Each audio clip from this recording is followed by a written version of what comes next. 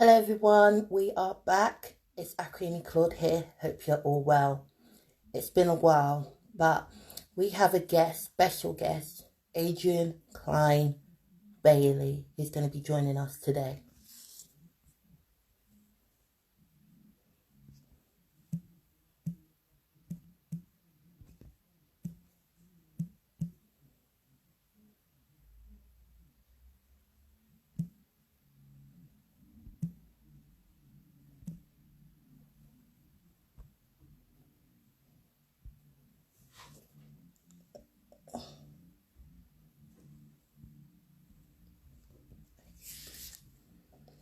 So I welcome our guest and welcome to the Claudes SEN Law Campaign Instagram Live.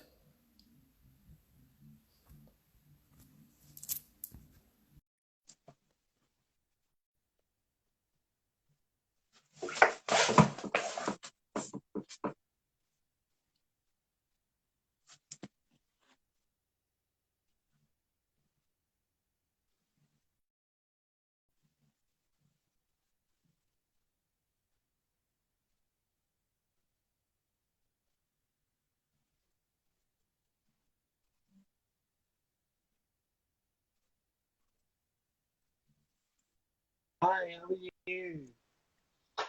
I'm well, been busy, but I am well. It's good to see No, you. How are you? thank thank you so much. It's good to see you too. I'm all right.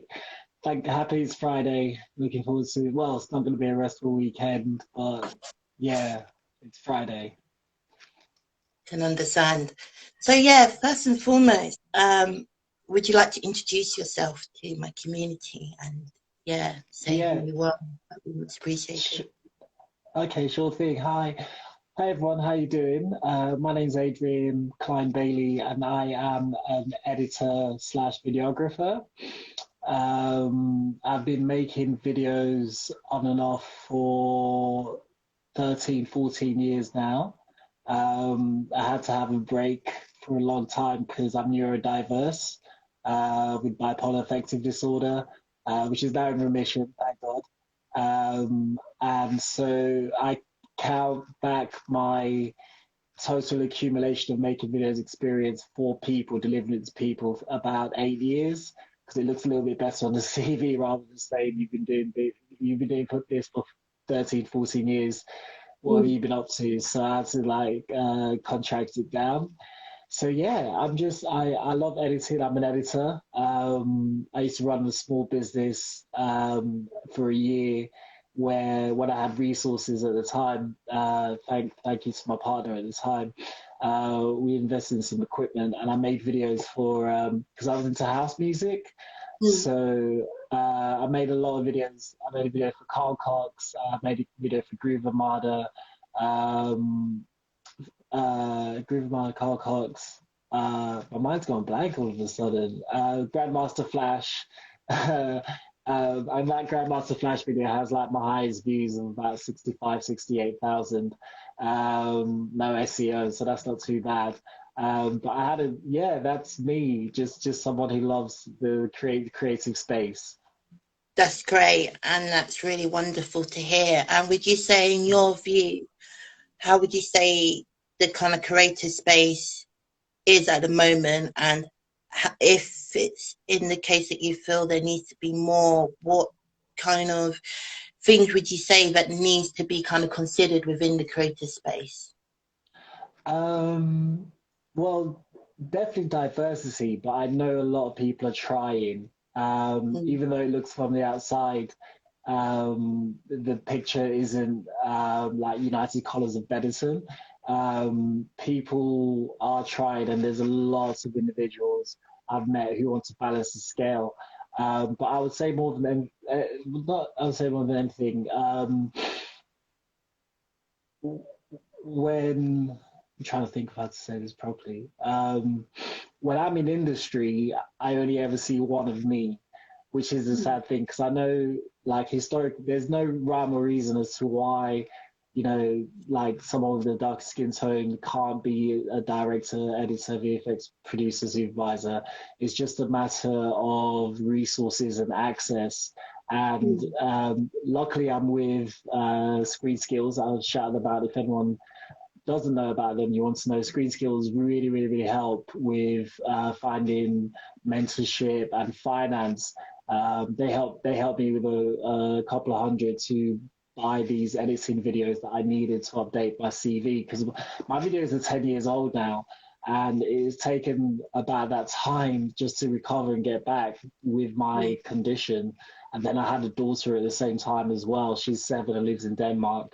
And so they help me, Screen Skills help me, and they can help you too. And I know that a lot of, because I'll talk about my area, people in post-production, like supervisors, you just need the skills. And the problem is getting the skills. Like if I didn't have my credit card to buy this like third-hand laptop to edit with these small videos, I just wouldn't be in the game. And it's hard for black and brown parents, even working class parents as well, whether they're white or not, to get their kids into such a fun industry, such a creative space. So it's a combination of a lot of things, I think. And what And can be improved? would you say, sorry to interrupt, but would you No say problem. within the combining of different elements, would you say that education is a point of what would be your 3 top things that you would say what you need to start with the solution? Right.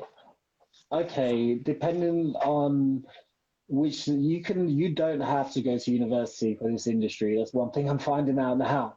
You don't Mm, have to go to university for this industry, but you will have a problem getting that access as a young black male or black female or someone with a disability, because forgive me, because you don't know anyone in industry, and it's a relationship industry. It's all about relationships. And if you're a person of color whose auntie and uncle aren't in it, how do you get that access? Then the other way is university. So if you go to university, they will teach you enough to become a runner, but they don't teach you the back end of what you need to, specifically in my industry, of what you need to be an edit assistant, because that's my goal. I'm trying to be an edit assistant. mm, My overall goal is to be an editor for offline. For those, offline means that's the creative part of the film being cut together, and online is a technical part of how they finish it and how they do sound effect, sound things.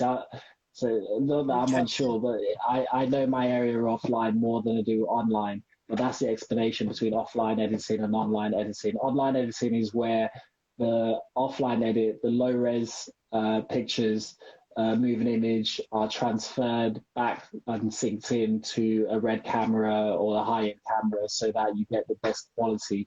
But when you need to edit, you need to downgrade to certain specs. But yeah, please go on. I apologize.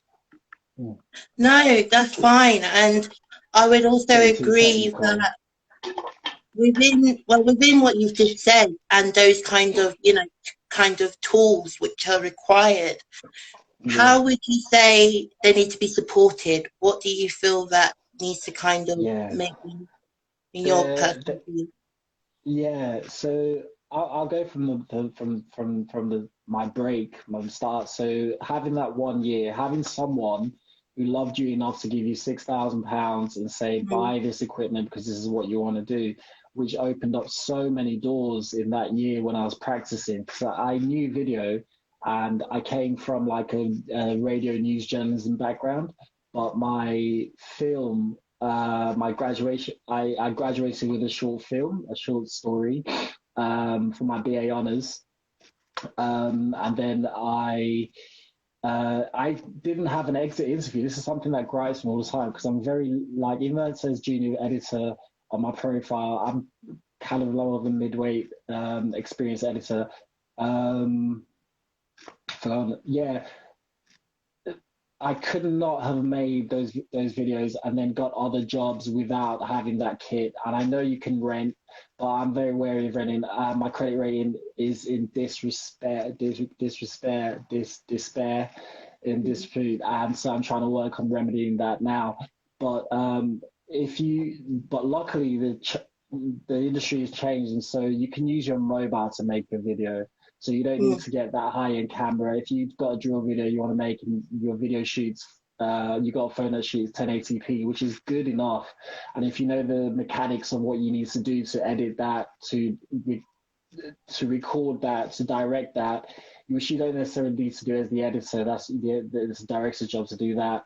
But what I'm trying to say is that it's very hard to be in this industry without, because right now I've been invested. It's taken me almost 3 years to finish buying mm, my kit, and because I found that I wasn't getting hired for jobs because I didn't have After Effects as a videographer. But I came from a news journalism background, so they didn't teach that in my postgraduate. And I couldn't be a newsreader because I was dyslexic. I didn't know how dyslexic until like one moment when I was on my postgraduate course, my diploma course, and we just had to do a practice read, and I fluffed it. Maybe because I'm very self-conscious as well, I'm very nervous, so I didn't feel confident in writing. mm, More than the talking, I could speak definitely. I can read an auto cue, but I wasn't very brave with writing a new story. So, and I didn't want to leave, which is so stupid. I had an opportunity to go to Blackpool, and this is the best bit of advice I can give you. If you have um, the opportunity to do anything, take it, even if it doesn't sound like it's the best idea now for you, because it's not where you end up. It's you're doing what you need to do. And I just mm, got schooled in that myself because I've been offered two jobs, and I'm grateful that the second I can have I can have an ongoing rapport with, which is what the industry is about. For you to keep in the loop, it's securing relationships for the future. That's what I'm learning a lot because I've been broke and unemployed for so long because this is all I want to do. All I want to do is edit. All I want to do is edit, and I know that it's I can edit till I'm in my 80s as long as I have my dexterity. And I always use this example, like the woman who edited 50 Shades of Grey, edited Lawrence of Arabia. So she was in her 80s when she was editing, and so I want to be doing that and also leave a legacy as well and open up a school for working class people, black, white, and purple, so that they can get the opportunity to make videos and edit films and do stories. And I think I'm learning my skills because I'm still brand new, even though I've got 13 years worth of short form experience. For high end TV and film, it's a completely different ball game. But luckily, because I know how to put a story together on a timeline, um, and I'm good technically minded. I'm very lucky. I don't know what it is, but I'm luckily like I can grasp things quite quickly, and so um,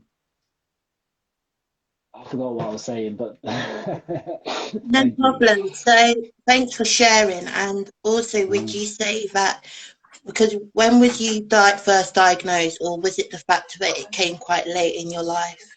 Yeah, absolutely. It came too late. So I was diagnosed when I was 30, when I was in Denmark, and my partner's a nurse, and I was going through like she's a good woman to my daughter, and she's a good person. We just saw each other this weekend. They flew over for the first time, and my daughter lives in Denmark. I didn't explain, and I fly over as much as I can to see them. We talk about video a lot, but my diagnosis was too late because you see they say that it can take 10 years until you get a diagnosis um, because you're functioning. But by the time you're 13, you don't have savings or mortgage. Not that you have to have savings and a mortgage, but if you went through the traditional route of university and did a business finance degree and you went to work, in economics, I'm sure you've saved a pot of money to go and try get a place. I hope you would anyway. Um, so yeah, I would just say my bipolar, and sometimes it's a superpower as well. Like I can not even focus isn't the right word, but I can go on. I can do 12-hour, 14-hour days, of non-stop work, and that's having a passion for what I do. I really enjoy it. But also it gives me like extra strength when if I need deadlines, or I push myself. I set my own deadlines. But like last year for about six months, I treated what I wanted to do like a job. So I would jump on and edit, or be learning new skills to go back into edit. And I was up at 9 and working from 10 till 6, or just doing a 9 till 6 like every day. And so it's an every day. I'm doing the same now. I have to change. The two jobs I've got are great, and I'm so happy that they've come through. But just in case, in my backup is, let me get 20 videos edited and then chop that out and see what happens. And luckily, if anyone needs footage, but they don't have they don't have a camera, they haven't got projects to work on, there's a great resource, a great website called EditStock, and editstock.com is where I'm getting my footage to re-update my CV, and they say they work for that to help you with your show reel, basically. So yeah, the bipolar, it's I'm in remission now, but it's been a huge impact on my life, and not but through self-development and trying to save yourself, I've grown as a person, so I'm really happy. And that's great to know, and thank you for sharing. Would you Thank you. say that the support, because you said that you was in journalism before and then you've also Mm. done video, would you say that you received support that you needed, or would you say there could have been a bit more better support with kind of your own neurodiversities which you have? Yeah, so I'm getting really good support from a company called Four Production, not Four Productions, Four Corners, and they're a film charity who help like adult learners and people long-term unemployed get back into industry. And so, excuse me. And so the support from them has been, and it's been, excuse me, it's been 3 or 4 years now, and I'm still like, my reference comes from the lady who was a course supervisor, coordinator, and she helped me redo my CV. And that's the tip I'll give as well. Try and make, if anyone's out there who wants to apply for a job, try and make your CV one pager. Like, my one pager opened up so many doors where I used to just flex. I just used to write everything and pray that, someone took a liking to me. But she helped me do it, make it into a really nice one pager. And she also has supported me as a reference. And yeah. She gave you the advice and the guidance, She and did, yeah, absolutely. And the support. The support is the main thing, because especially being neurodiverse, you second guess yourself all day. Why am I different, etc. And she has given me confidence and the course I did, which gave me more confidence. And yeah. And would you say there was enough diversity, or would you say there could have been more as well? Was there any other individuals who had neurodiversity, or who were from a Black background or multicultural background? Yeah, I would say, luckily, weirdly, I have a mentor called Barrister Mac, who was a newsreader on Choice FM. So incidentally, I used to work at Choice FM as an undergraduate in the newsroom. And he took me to one side and said, "We really like what you're doing. Do you want to stay on and, be our roving reporter or help out?" And I was just like, yeah. And to this day, and that was over, this when I was 18, 19, 18, 19, I'm 37 now. So we're talking a long time, can't even do the math. I'm still good friends with him, and it's amazing. And he throws me jobs here and there, which help me survive. And he's such a gentleman as another brother. And I would definitely say I have a friend called Devron Calendar, who's an amazing cameraman and editor. And we used to work in the same building. And what I want to say is just that he taught video production and I taught the radio department. I looked after the radio students, and he's recently helped me awesomely, blindingly by advising me to start watching videos, because I got given a list of the job specs, and luckily they know, because I went into interview as a runner, but because I know Avid, they were like, we want to bump you up to MCR operator. Don't ask me what MCR means. For the moment, it's a new room for me, landscape. But it does mean the breakdown of what is the daily task was amazing. And I don't know why I didn't think of this before, but my friend, because he works at ITN as well, so we were going to catch up, but he got sent out on a job to film a news story. And he was like, go and YouTube all the things that you don't know, and then you can say in your interview, I've done that once or twice. Now the rub is, like, what you don't know, you don't know. So you don't know how to search for what they're doing in the back end. But luckily, because I got given in the email what my general duties would be, I was able to copy and paste that, put it in YouTube. YouTube has everything now. I know it. YouTube has everything. And so these are really highly technical tasks, but you need to do them competently and fast and safe as well. And because I was able to just to see under the bonnet of the car what you needed to do, like ingesting rushes and like exporting files which are called AFFs, how to import correctly, how to do a transcode. So all those things now I'm learning every day, and that's one of my favorite things. I was excited to jump on my laptop to learn the new skills. I was teaching myself via Devron. So but on a general picture, there's not enough of us in industry, and the only reason I can say it is, the only reason I can think of is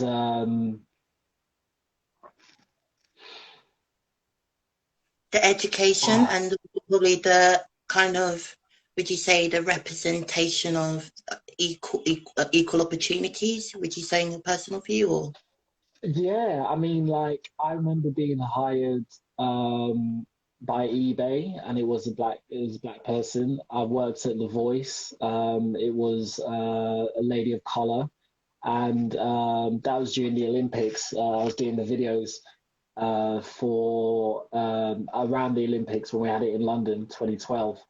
Um, I don't know how to answer the question in terms of what is their representation. It's lacking, because my biggest goal was to go and work for Tyler Perry in Atlanta, because I know that they covet black excellence, and they want you to be they want you to be in industry and want to help you. And I was just, because I was getting nothing, because I don't know After Effects. My videos were so old. I sent over, I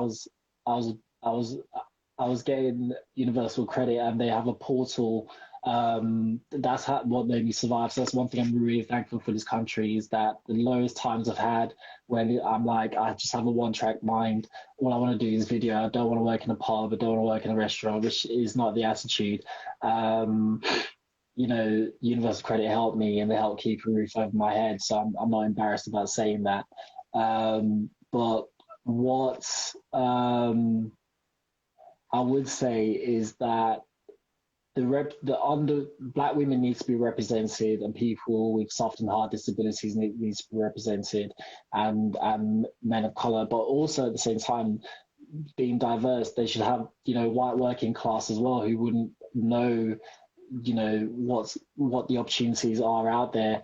And the reason I would say this is because when I'm on set, I see the gaffers, who are electricians, are all Caucasian and all working class people. I call them working class heroes, because it was a great T-shirt I had one time at a festival, and there was not a person. Because I've done work as an extra as well, and my first one, I'm very lucky, was Steve McQueen's Small Axe, and that was the best set, just seeing so many people of color, and he was so nice to us. Um, oh gosh, I've forgotten my. No problem. So speaking of, you mentioned about the small acts and the Steve McQueen program. Would you say, how would you say the reception's been since the program? Would you say it's made an impact or? See, now this is I'm so I have to confess I haven't watched all of them. The one I watched was the one I was in. And like from what I know of, he struggled because he's very vocal about he's about the only black director at that level compared to in America. There's a lady who did the Central Park Five. She's you'd know her straight away. Her name like skips my tongue, my mind. So seeing representation, seeing black people of color and working class people in industry will help. You know, because that's what I was saying. Like the whole industry is so upper middle class. It's unbelievable. It's upper middle class, and a lot of them have legacy where their auntie and uncle, moms or dads worked in the industry and did something behind the camera or was on set, and so it's a class thing as well. Like when people are wealthy and well, I don't want to say this in a bad way, but what happens is they don't think of the have-nots. And I know a large majority of the people in industry are sensitive to diversity and want it. But the glass ceiling is that sometimes it's the class thing as well as a color thing. And you know, I mean, they people like, you know, you're attracted to someone like you, like that whole opposites attract thing. I don't believe in that. It's like attracts like, and so some companies are very diverse and they're changing a lot. And as I said, I've been out of industry for years, so I don't know what the change is, but I know that they are trying harder. Yeah. It's just a lack of education and resources and experience for us to go to that jobs, because you can be competitive. I've been competitive, and that's through sheer perseverance. Yeah. Would you say, because I just saw someone put something in the comments saying about all areas, so would you say that within having that being said, that a lot of people, of course, they don't get the support or either the kind of, you could say, opportunity to be able to do well in education. So would you say that there is probably a possibility that education should be a continuous thing, because we are never really too old to kind of learn? Yes. Would you say in your view? Yeah, I was just saying to someone today how they were like 54 and you know, they're still growing at that point, and I was just like, I hope growth just keeps happening for me. Somebody wants to do it, but I can see. Could you ask your question again? Sorry. Yes, I think the factor of education being open to anybody, and I think the factor that's where so kind of starts. Yeah, I would say, I mean, education is a good thing, but as long as they have the resources available for you to enact your goal. Like, I know a lot of college, I made a video for a college, and I know that they struggled, they were like an arts creative college, and they strive to get kids who want to be going into football management or want to be dancers or want to be an artist in the creative scenes. They give them that opportunity. But what happens, I think, is that to make the videos, say you're doing GCSE media studies, and then you go and do film and television. That's the traditional route, and I took such a roundabout route to who I want to be and what I want to do, where I want to go. Is that if you are interested in media creative services and do a film and television degree, I'm sure you get a taste of all the elements that are going to make it. But at the same time, when you go into industry, they don't care about your degree, which doesn't fathom me. But I get what they're saying, because you can get a work placement as an 18-year-old. As I talk more about the gaffers, because I see the electricians, I see what they do. It's more tangible, and obviously you have a director and a focus puller and who else, clapperboard person. So the challenge is getting that work experience, and it's education will give education. I'd say it's 20% of my industry. Do you know what I mean? It's good to go and do it, don't get me wrong, but they still will make you start off as a junior, as a runner. Even if you've done a 3-year BA film and television, you're still unproven. So being unproven, um, not that I have to temper my expectations, because I can see what I'm going for, and I practice every day onto something. Each day try and do something towards it, like this baseball player. Even just reading an article, maybe I'm not in the mood to do anything today in my editing, but I'll try and read an article about the industry or something like that to keep me in. So, and also your location, because if you're in an affluent middle class area, it's easier to have the media department and you can practice with the camera. But if you live in like Enfield, all I know is that there's a youth club that I used to work. My mentor Devon, I used to teach video production to young learners, like they were 17, 18, just transitioning to go to college. They were quite young, and so if you know that you're interested in the camera and creative, they have this dedicated sensor. They have a radio station that's flying. That's amazing at the moment. I think someone from Kids 100 got recruited.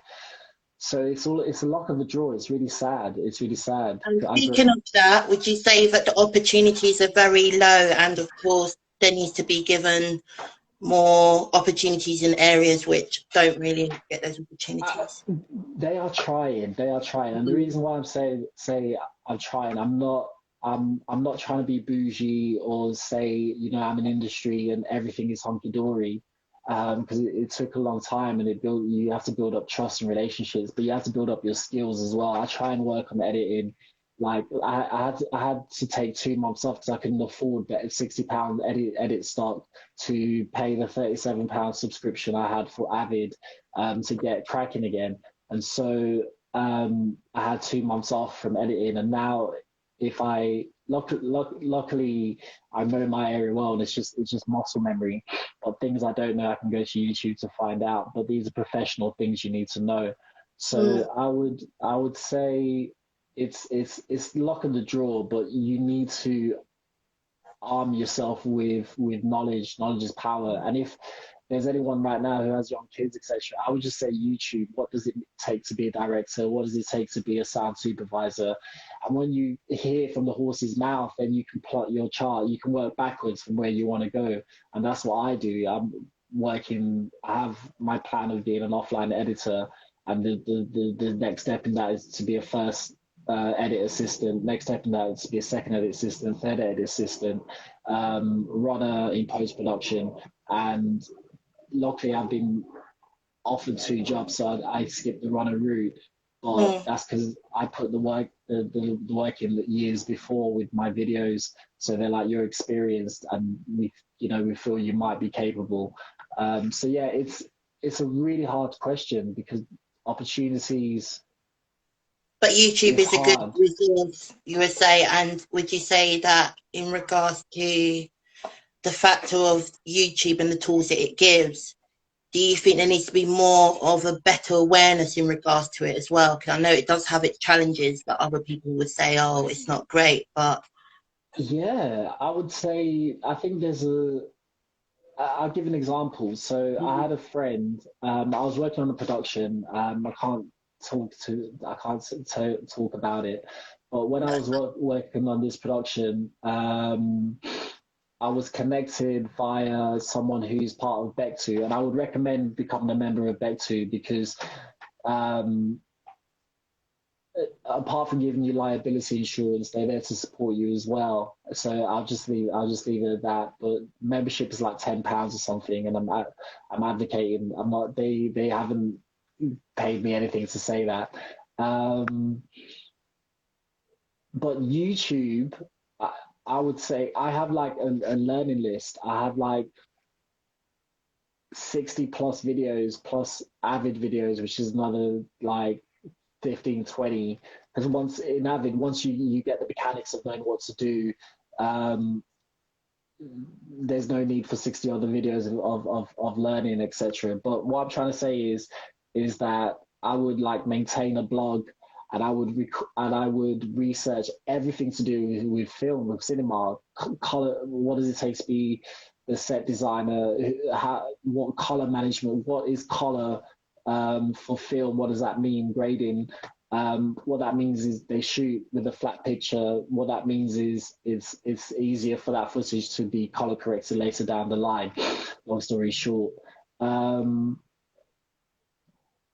So yeah, I think I even remember on these 60 videos have helped my blog profoundly, which might be the reason why I've been hired, because I was just talking about everything I could to do with film, and I found a really good website called Studio Binder. To anyone that's a resource, Studio Binder, like that's the arrogance I have in saying that I know I could direct. Like someone was telling me, as an editor, the best directors come from being editors, because they see so much footage, they see the actors, they know how many takes, what you need of a coverage, etc. And so when I was studying, I called it home film school. I literally called it home film school. So, and I was unemployed, so I had this time, and I was just like, let me get better at what I do. And so, as a videographer, because I wanted to be, I thought videography. I thought as I said, like my videos are old, so I understand why I haven't been hired. But for YouTube, it helped. I mean, how to do Zoom, like what is a story? It's essentially, what's an arc of how you tell a film story, and it was brilliant. And basically, you have this. I wish I could draw it. You have like this line. This is the start, and then it just goes curved back on themselves, and people don't know why they like a film, but the way it's been written, obviously the way it's been presented, like Top Gun Maverick, I watched recently, it was a great film, and but it had emotion and drama in it as well. So I think you don't need to go to university. YouTube will tell you how to be an engineer, how to change a spark plug. Like as long as use your phone and then figure out like how to edit drill videos was one that's on my list, which in my areas, as I was watching it, I was like, I know what I'm doing. I could cut that. I cut that. And he just confirmed, even though I've never done it before. He just Yeah. confirmed, and it was just like have your 5 layers, record each song fully through for the 3 or 4 minutes, and then add those 5 layers and cut in between that tells a story and is dynamic. So yeah. Brilliant, thanks for sharing and having in mind of the wonderful tools, because I can even say that social media is a benefit in the way of networking, growing a Yeah, community, and it uses definitely. wonderful tools for a person that's able to build those resources and of course grow. However, within the challenges of, like, for example, I don't know if you're aware of the social media bill, how would you No. say would be a solution for creators to be more aware, make more awareness of the benefits that social media has, and YouTube, for example, would you say? You know what? It's a good question. It's a really good question, and I would say this is an example of that. Like the what it used to be to have an interview, you needed a studio and you needed a camera guy, you needed, a sound recorder, so you needed your electrician, your gaffer. I love using the word gaffer. I don't know why. And I forgot what you said. Sorry. No problem. It sounds like a cool word, by the way, gaffer. Ah, thank you. I know, I like it. It's like the old East End, right, Gaff? What's going on? I mean, my Gaff. But My question was to, if I need to repeat for you. My question was, I think the simplest right now is, how do you think curators need to be more vocal in the way of that's not it. just doing their Yeah, curating yeah. project? I don't know much about the legalese of Instagram, and how you create it and how you see the likes. But I would say for anyone, because I've seen this guy who's in, because I love fitness, I'm really into bodybuilding, and Mm, there's a guy in America who's got 1.1 million views, and he's not on steroids. They call it gear. He's not on gear, and it will inspire you, but you have to be careful because there's so many pitfalls of social media.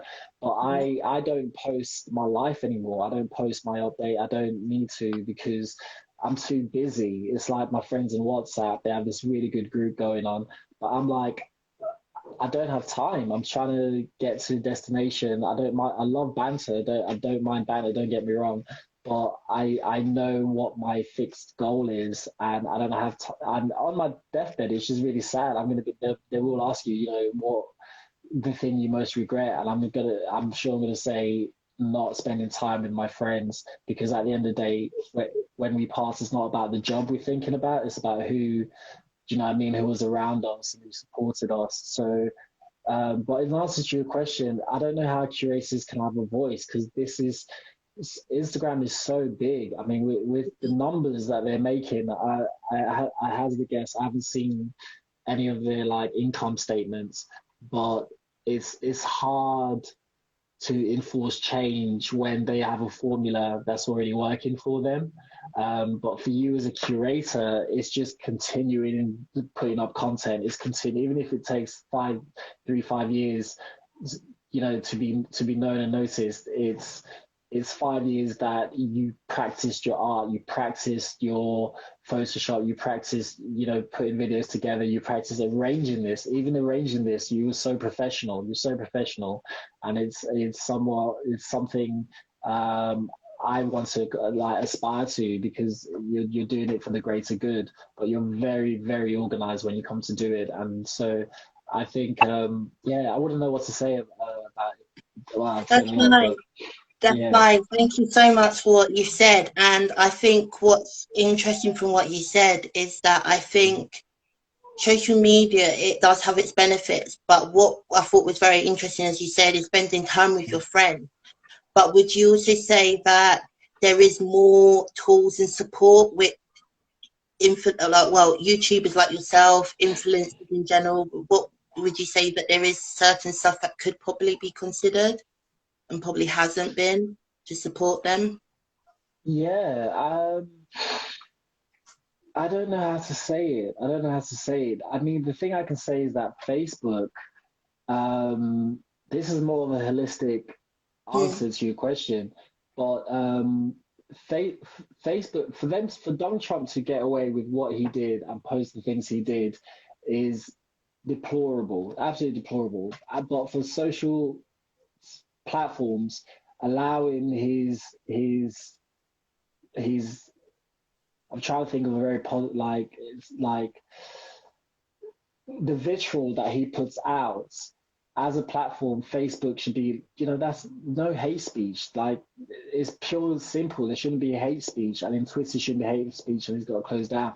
So I like to think there some platforms, some social platforms are engineered not for the greater good, but to suck out as much money as possible. And I closed my Facebook down because Cambridge Analytica, and I regret it so much, because I have friends from all over the world, and I'll never be able to see them again because I closed my Facebook down. I didn't really think of that in advance. Um, but I would say there's it's hard to rally, and I would love to mm, know how you can rally that many people, because YouTube has a good platform. mm, um but I think having conversations like this is yeah, the intermediary, is the thing that fights against them, is the thing that says, you know like, our content is worthy, let's put it out there. And you know those who do try and do. Yeah. Mm. And that's where I think that what I'm interested, and this is why I brought it up, is because I don't really hear about the self kind of management of an individual, or of course I think the communication which they could probably have with their loved ones in, for example. So I think, you know, it's all very well that they want to bring restrictions, however, there is, would you say there is that probably importance where the person just decides just to come off for the moment and not look at the information instead of like other things that would disrupt the goodness of social media? Okay, so do you mean that um, in the context, like how YouTube helps people? Could you just define that a Yeah, little bit so more for me? no problem. So how they help individuals, but making in a way where the person can choose Yeah, for yeah. themselves, look at the It's information or not. Yeah, I would say it's two-pronged. Like there needs to be some department that if I was in YouTube, long story short, and we're making so much money hand over fist, why should we care about individuals? This, I think the best reason why, like YouTube is here to stay, but it's not the most statistically like I doubt it will ever end. YouTube will never end as a learning resource alone, and that's how it works. That's how the algorithm works. It's like learning resources, and obviously music is the biggest platform for music being played. Like it's crazy, and that was the thing they did. I bet you the founders didn't even think about. Um, but I would say it's like I know some tips on increasing your viewership, which is like cross pollination, working with another. It's like hip hop. I pegged with me a while ago, and I was like, everyone features on everyone, and it's so nice. That's so nice. But what it means is you can bring your audience and then bring the other person's audience who's interested, and you have a double win. Excuse me, I'm so gassy today. It's only water. Um, so I would say as a collective, because I think there should be YouTube awards, like as some of the content that YouTube has put out is like Emmy level stuff, like story. Like I remember watching CC Fletcher, and if anyone doesn't know CC Fletcher, he's the Superman from Compton, and he's a hardcore gym trainer, but he's so nice. It doesn't.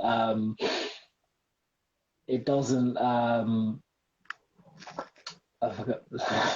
Again. Yeah, it, it, it's a hard answer because you're out here by yourself. But I think more than anything else, what YouTube can do is have a department that looks out for people like yourself, because it's all well and good looking out for the people who are making 1 million views, and YouTube takes 50% of it. I think those are the maths. Um, they should have a department for new up and coming like channels, which if you've got a subscriber base of 10,000, let's call it 10,000 minimum, you should go into caps a kind of I'm trying it's not the word generator, but when when people want to start their business, they have these network, these like Silicon Valley. I'm trying to recall So like what that teams is. and kind of like hubs. So would you Yeah, a say, hub. That's it. yeah, Yeah, so would you say that it would be good for them to be able to make the choices themselves because they created the platform instead yeah, of, you can say, outsiders that may not understand how algorithm work, how social media works.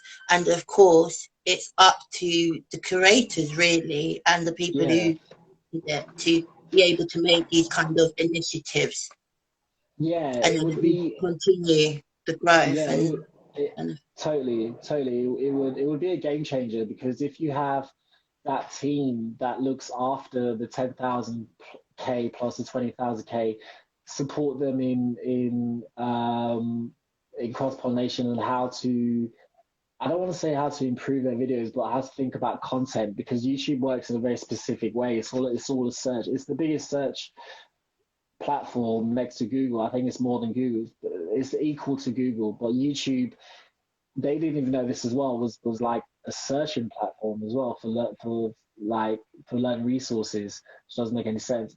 But they should nurture talent. It's like doing R&D. Like, long story short, my best example would be Kodak. R&D means research and development, and Kodak like got I'll say it how I say it. Kodak got kicked out of the game because mobile phones came in, and that you could take digital camera, handheld digital cameras came in, then mobile phones came in, and Kodak was like the most. They're like the Chicago Bulls or the Sony of their world, because back in the day, how I think how they got like a small camera and stuff like that was because they used to get produce film strip for movies in the 1940s, 50s, 60s, and stuff like that, when film was used instead of digital. So how can you have a company that's been around for 60 years fail? And that's because they didn't look at the competition and stay abreast of it and try and stay ahead of it, or buy them and bring them into the fold. So what it means is um, you being recruited by a team that says you have an audience that wants to listen to you, whether they're black, brown. Do you know what I mean? You have a black audience, you fight for it, but at the same time, you can grow and then bring in other people who have different points of view, who are culturally different as well. But as people of color, we're cool with everyone. Do you know what I mean? So it's not only like black media, etc., like that as well. I mean, I watch the Breakfast Club a lot, and they don't have that many white people on the show, which I understand. It's a black focused show, but they do such a good job that it transcends color. It's like, if you have an interest in the culture, you're gonna watch the Breakfast Club, whether you're white or black. So I think actively doing recruiting people like yourself who come in with fresh breath of air, and have something to say. That's what would help the industry forward, I think, from a micro perspective. That's great to know. Thank you. And would you say within of how it happens, because would you say that being a YouTuber, it all happens so quickly, and how have you made sure that you've enjoyed like the little moment? Because I'm sure that there's probably other individuals who probably don't. So I never realized, like, I was standing on the gold mine and I just didn't see the wood from the trees. And this is how experience and getting out there and can work against you or not work against you. So um yeah, so when I was filming these house music events and making these promo videos, marketing, I didn't realize I could have live streamed the set. And I know DJs probably 8 years ago, 10, 15 years ago, were thinking about, how do I get my stuff out there? Now you have like Facebook Live, you obviously have Instagram, you can do a mix, etc. Um, but they, oh, I forgot what you said. No problem. So yeah, it seemed like that, as you said, you didn't realize you was able to do the Instagram live, and of course within these like special moments, how do you cherish them? Yeah, Because yeah. yeah. Sure. So, I mean, I'm not a YouTuber. I'm like a videographer. Mm. But if I had any idea to create net content on YouTube, it would be this. And what I found was that people, um, I would love to have interviewed like the owners of production companies and said, how did you get started? What made you persevere? What are your tips for surviving in your first year? What are your, like, end goals? And have a show that helps other videographers or other people who want to be in industry to understand what the game is, because it's hard to navigate and it's hard to write. And before, I used to write like a 1,000 word email begging, like, and that reflects back on you because it means like you're a bit too needy. If you keep it short, simple, and sweet, you know what I mean, with a basic CV, you're polite, you know, that will get you in the door rather than typing just a dissertation because I was so nervous. I had low self-esteem. I had such bad self-esteem. Self-esteem means like self-estimation, and that my estimation of myself was really bad at a point because of my neurodiversity. But I get ideas in terms of keeping on creating content. I get ideas, or like my entrance video for the National Film and Television School was on Black Lives Matter, and they didn't bring me. I didn't win the place because I I said something. I said something was a happy accident when it wasn't, and my experience didn't let me know at the time that you need to. I should have justified my cut, that the bit I put in or I didn't want to put in, it was because of X. So I didn't get in, and which blew my mind because I'm just like, I'm exactly what you're looking for. You know, I don't want to use, I hate using quotas, but I do feel affirmative. There should be some affirmative action. Like affirmative action is basically is giving the underprivileged an opportunity that they wouldn't have where the white gets that all the time.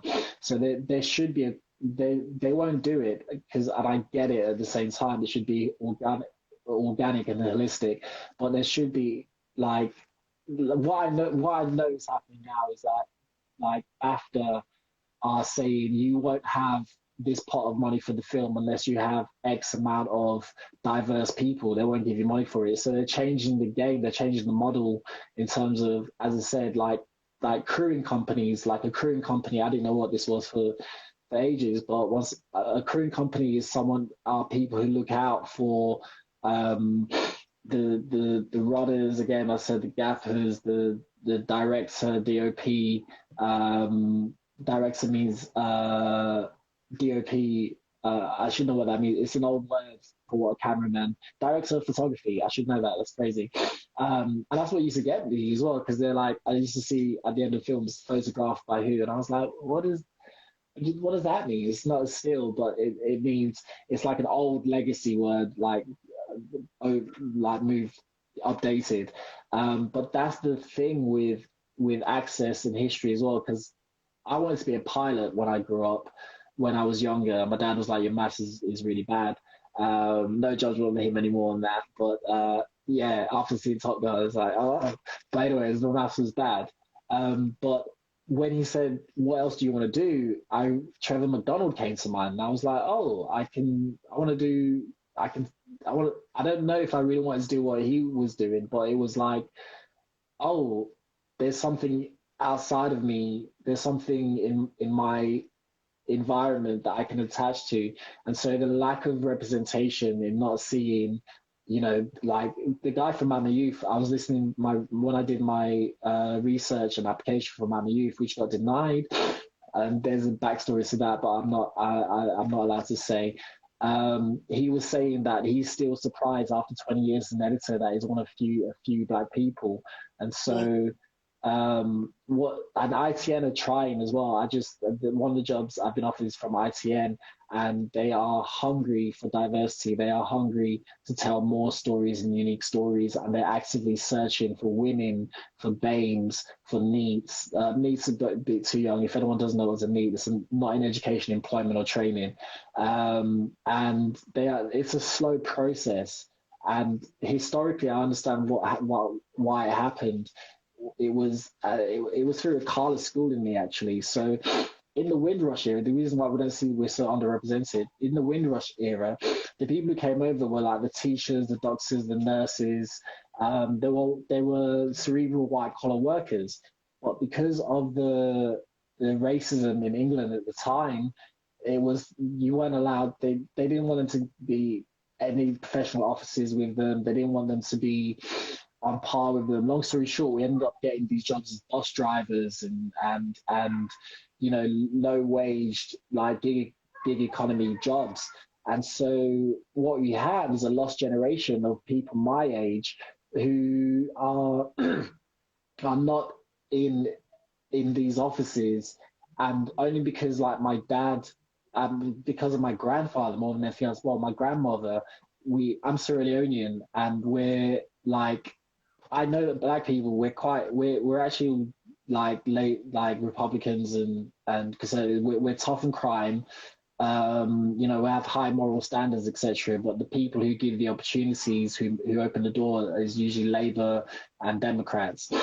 So I would say, um, forgot what I was saying again because I'll go off on tangent. That's like the fifth time. No I can't problem. apologize to you enough. No Sorry. problem. In regards to what you were saying, and in regards to the point of the rim brush, how would you feel the impact of good or that a monument that's been put up in London Waterloo is going to bring, especially in the Yes. conversation that they require as well? Yes. So the knock-on effects of what happened, what I was saying was that we look like we're not capable of being in the offices, and it's scary. Like when I go to Nottingham Carnival, it's the most amount of black people I've ever seen. I ever see, and I'm like, where are they? Where am I? Where are they on the tubes? I remember like coming to London. I went to London College of Fashion, being on the tube. I've never seen anyone who looked like me. Now it's completely different. But what I'm trying to say is that there is this lost generation of black men who could be excellent creatives, or they're on the technical side of film and TV, um, and you know there's a huge loss, and the only reason why I'm here is just because of like my dad and my grandparents who were my grandfather came to England to do a master's in health management, and my grandma had my dad here. And I don't know how long they were here, which is crazy. But when my grandma passed away, she was in England. We moved like more than 20 years ago to England, and so I just I I just feel that representation matters, and it has to be forced, unfortunately. Like I think, like I hate the word quotas, but I know, as I said with ITN, they were so cool, they were so nice, and it happened so quickly. When I emailed back and said I'm interested in being an edit assistant, I heard that you said you're looking for edit people, and they got back to me so quickly, and I was so happy, I was so grateful, and so they are, I would put my hands up and say they are trying, and I would say maybe I'm a good example of that. But at the same time, I have a lot of like, I don't want to say bonuses, but I sound like them. So I mean, I carry myself in a certain way, and so as you said, like attracts like. They want to bring someone in who's articulate and fun, irrespective of color. But what they need is is and everywhere I was applying for, they're always saying, we are looking for people from underrepresented culture, and so I think there is a drive. There is a drive. It's just it's like a buffering. It's like a delay. It's like if this buffered, or it's like a YouTube video buffered, there's a delay. It's still going to continue on. It's just that there's a pause in it, and right now it's just it is happening, but I think we get it very slowly. Or we're Would getting it and very would slowly. you and having in mind of what you just said and of them trying, would you say that it would probably help for diversity and equity within other areas of society? So like for example, government and Mm. for Government, example in workplace you areas. you could you yeah. What blows my mind is that someone who's part of the old school Time Network and talking about Boris Johnson, um, can work because they're so upper middle class. They think they run this country, and essentially they do. Do you know, they go to the right private school, and you can be a dunce in a private school, but you're still going to be okay. Do you know what I mean? And then the flip side of the example is that there's great schools in Newham, but they only hire they only get in the A-star students. But what about the C grade student who might still make something of himself? And so there's a intellectual bias, which I found really sad, because I know, like, with white upper middle class, they are trained in finances. I remember going out with someone who lived in Earls Court, and they would talk about money on the table. They would talk about money. It was a bit too much because they were obsessed by money. But the fact that the young kids could hear what to make, I don't want to say make you hungry for it, but to understand its power, which sounds really weird in itself. But I never knew these things. You know what I mean? I would never. The information I know now with credit, which I'm trying to repair, like, I would never have blown it up when I was younger. And middle upper class people, this is the rub. I'd say this is the rub. I find it happens in acting, and I remember hearing everyone having an RP, an enunciation. RP means RP. RP is the way upper middle class speak. That's that tone of voice, and that's what the BBC, who they hire, is people with RP. And sorry, I'm so overworked at the moment. My memory's the worst. But yeah, thank you. But what? Sorry, go for it. No, that's fine. I think I've gathered what you was going to say in the kind of Mm. factor of the upper class and of how you could say the opportunities are kind of more Yeah, easier for yeah. them. I'll say this is a real world example of how they find it easier to get to their destination. So if your parents can pay your rent whilst you're doing entry level work, you're on 18K in London, which is laughable. I'm on the lowest money ever, and I don't survive. I struggle for food I don't struggle for food, but it's close to the line all the time. Um, so if what I've found is, like, low key, the actor who plays low key, the guy who plays Superman, um, Tom, well, we know the characters that are all like, um, there's an actress, the latest Dumbledore film, is a prime example of this. Is that if my dad had said, Adrian, go get into industry, I'll support you for a year.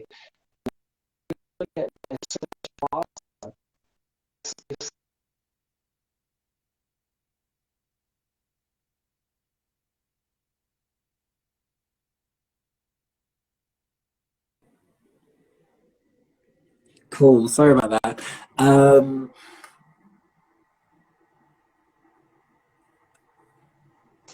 I Yeah, would think you that's say, the thing. Yeah. mm, So, so I would say that when your mum and dad can help you with your rent for however much long that is, you have a much easier time. Because I remember, like, the guy who plays Thor, he said it took him a year to find a job. It took him a year, and Thor was his first break because he was from a show on Home and Away in Australia, and he did a Dancing on the Stars, and said, I specifically did it to take that money and support myself. And even Joseph Gordon-Levitt didn't get a job for a year.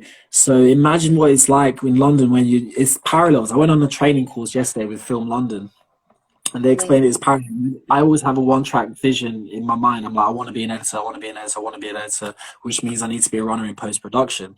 But they gave me some game, and they were like, you can run that parallel. You can get on set, be a marshal, and then try and talk to someone in there. And I was like, it was like an epiphany. I had to humble myself because I was like, no, post production is where you need to get your legs going, etc. And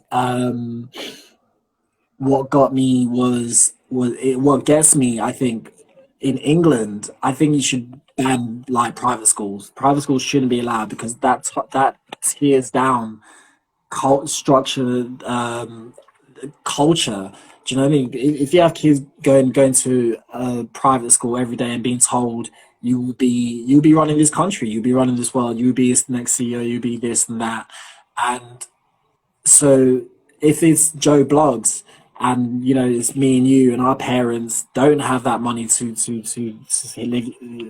leave you to give you rent, but what you have to do, you got to go and work a part-time job or nearly a full-time job to pay your rent, and then you're trying to be an actress as well, you're trying to be a writer director, you're trying, but at the same time, I think the best people are the ones who've had diversity, because that informs your story, the empathy, the depth.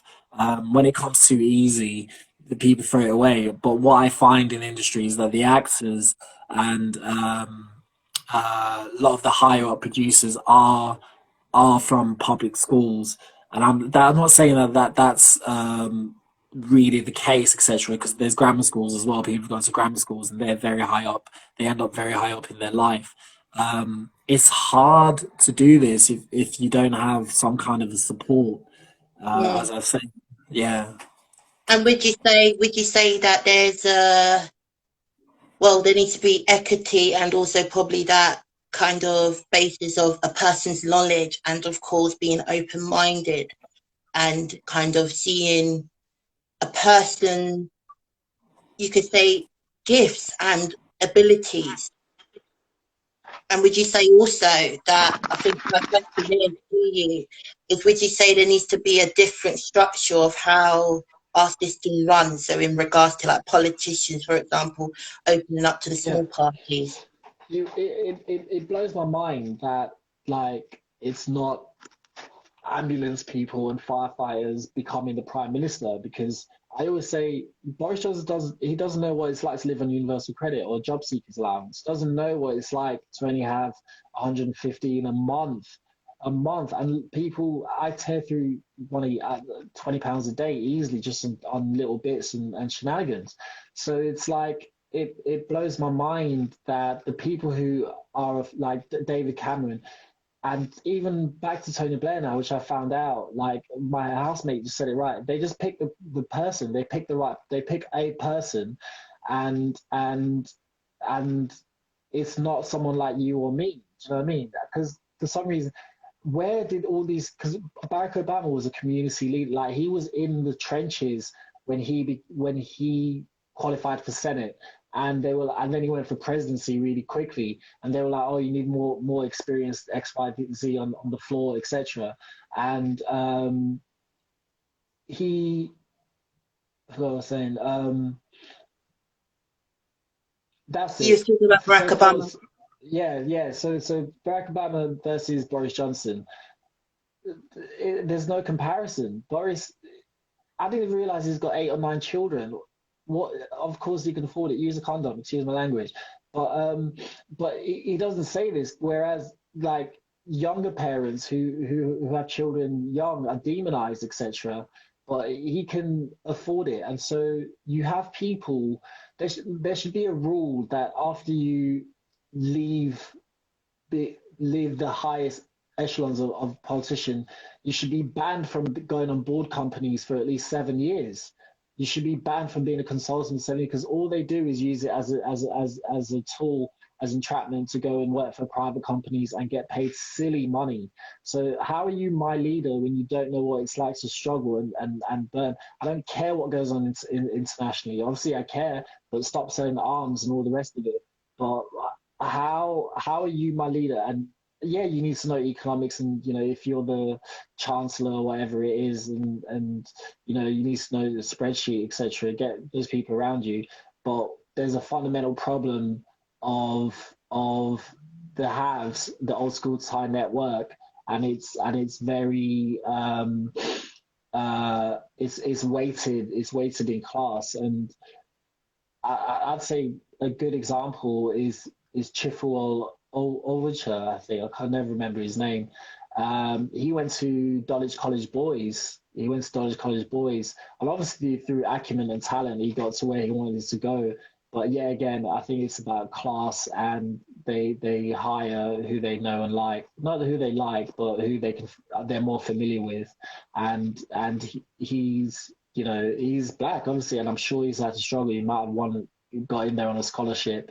But yeah, and the Superman, there's a representation like issue, and I just don't know what the fix for that is. It's just the only thing I can think of is like people like your generation, because I'm a bit older than you, and then the young ones who keep pushing to be in this industry. You'll see the tidal wave, especially in seniority, in the next 15 years. And if it's still the same, then I don't know what they've been doing. That's what I can say in 15 years. So would you say that thank you so much for sharing, and would you say, because I think that brings a wonderful segue into my last question, is Sure. do you believe that we could have world peace and peace in the UK, having in mind of all the issues that we have? Thank you. I think not, no. And that's so sad because I used to have, how I tell my girlfriend, I used to have these childlike eyes in the world, so childlike. And through my journey of self-development, I was like, everyone has a chance of redemption, and you know, you can unwind some of the characteristics that you don't like in yourself. And mine was like night and day before bipolar and being medicated and being stable, being more empathy. I don't, because I don't follow the news anymore. I haven't followed the news but you can't escape it. You can't escape it. I haven't followed the news. I haven't watched the news report unless I'm with my partner, because I used to go to Something Hill. Is like a big famous church, and they do good. I'm agnostic. I don't believe in white Jesus or there being a white God or him being called a he. He's probably a woman, and so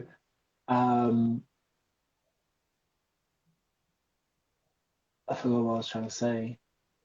I apologize again. In Sorry. regards, you were talking about Jesus and, of course, who they could be, and the factor of my question, do you believe in world peace, which you've already That's answered. it. Yeah. So lastly, I'll just say, so I was watching, as I said, I mean, I'm following the news for Ukraine, definitely. And for some reason, I don't know, like I'm on Reddit a lot, and for me, I think it's a really great platform for democratizing opinions, and people's stupid opinions can get voted down so quickly. But all in all, it's like reasonable people, which is actually the face of the world. People are reasonable. But for my example, why there'll never be peace. Like America has been, America has been, is what the Israelis are doing to the Palestinians is so wrong. It's unbelievable. And I remember the news report that I was like, I washed my hands off of the idea of it. They were beating up the guys who were carrying this reporter's pallbearer. They were beating them up with sticks, and they were trying to honor a dead person. And I was just like, what? And then when I was, because I'm on Reddit a lot, there was a video that came up. And it was a guy, and I don't know if it's, I want to say it's true. I would want to say it's true because he was at the UN or The Hague talking about why can't we deploy America? America apparently has been at war out of the 300 years of it been existing. They've been at war for 250 years. They've had some kind of a conflict for 250 years, which basically tells you there's finance, there's money, that's why they go to war. There's money in it. Like I found out through all of the self-learning that the 90s was the most peaceful era because they believed in the hegemony of economics, or hegemony, that you know, the more everything gets crossed with each other, the more money we can make in peace times. But the higher ups have found that's not true. That's not true, because if we're at war, it's like the machine turning. Like I saw something the other day that the US spends 2 trillion. They were missing 2 trillion worth. Money had got, like they couldn't. and the guy's like, I'm trying to find a lowly 450 million, and my boss and my supervisor is saying this. So it's the world is and I wish, because now it's the age of Aquarius apparently, which is true. Like, I'm a very spiritual person, and everyone wants to be kumbaya with each other a lot. But we have a world where they make money off of war, and it's easy, and then they make money off of animals. I'm a me myself. I was a vegetarian for health reasons, because I read that the adrenaline that the cows die of goes into us, and that can, mess up mood and mental state. So I went vegan, now I eat meat. But the fact that the system, the amount of land that we have that you could house homeless people, build on that, is being used is not even done, or is used you get like 1,000 cows on land. That's 1,000 stomachs, and then it's all. And then I found out even more that there's 2 companies that own all the companies that you know of, like as Coca-Cola, McDonald's, anything you can think of. They're called Vanguard.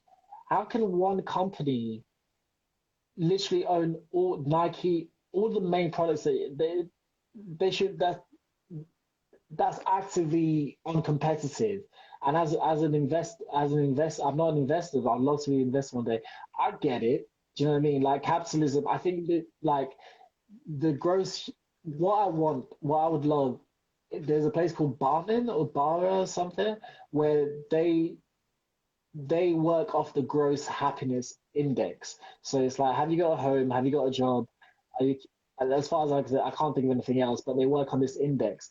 What we have is a capitalist system that works off of the have and the have nots.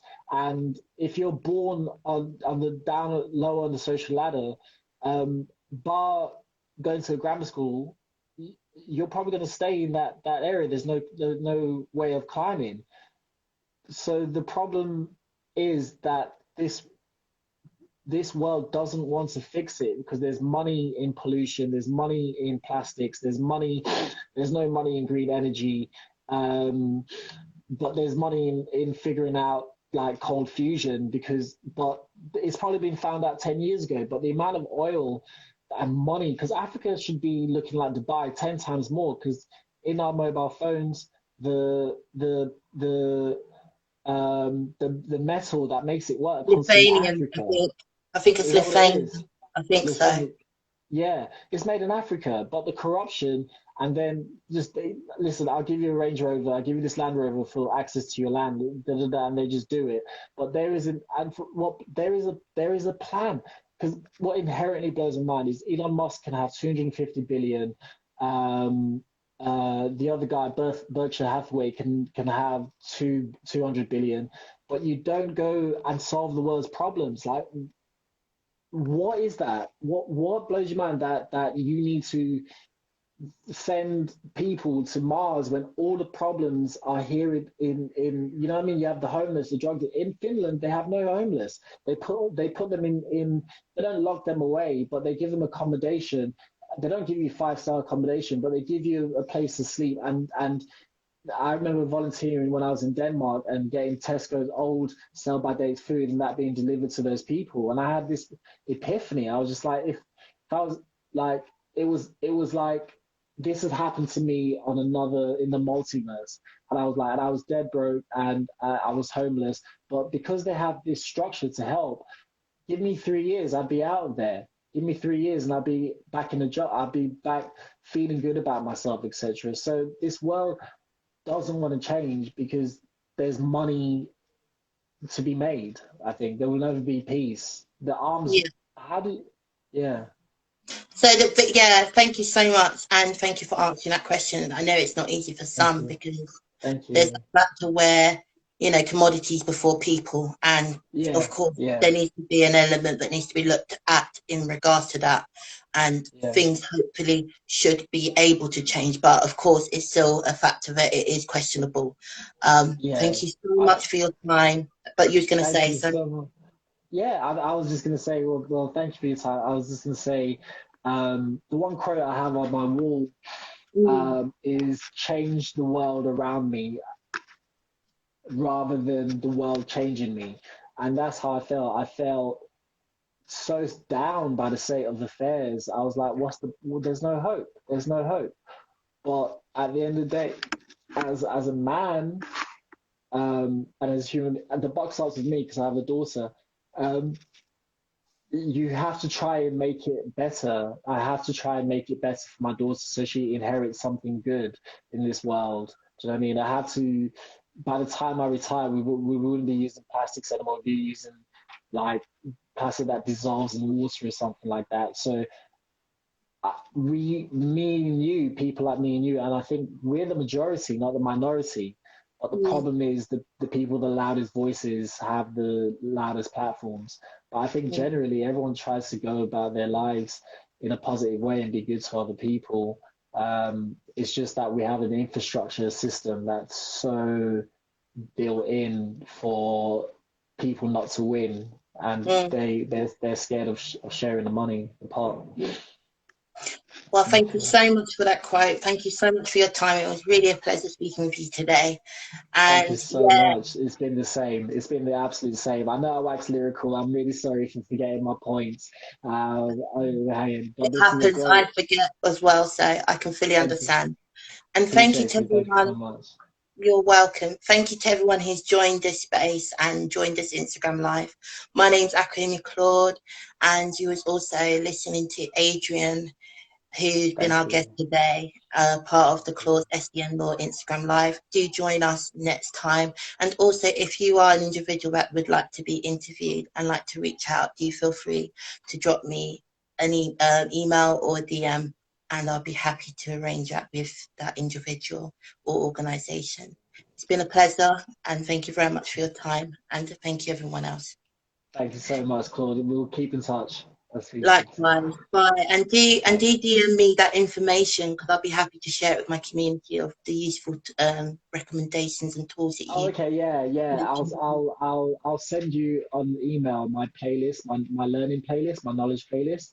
That might be really helpful. So I'll try to do that as soon as I can, basically. Yeah. No problem. That sounds great. Sure. Enjoy your evening. Thank you. Thank you very much. You too. Have a nice weekend, okay?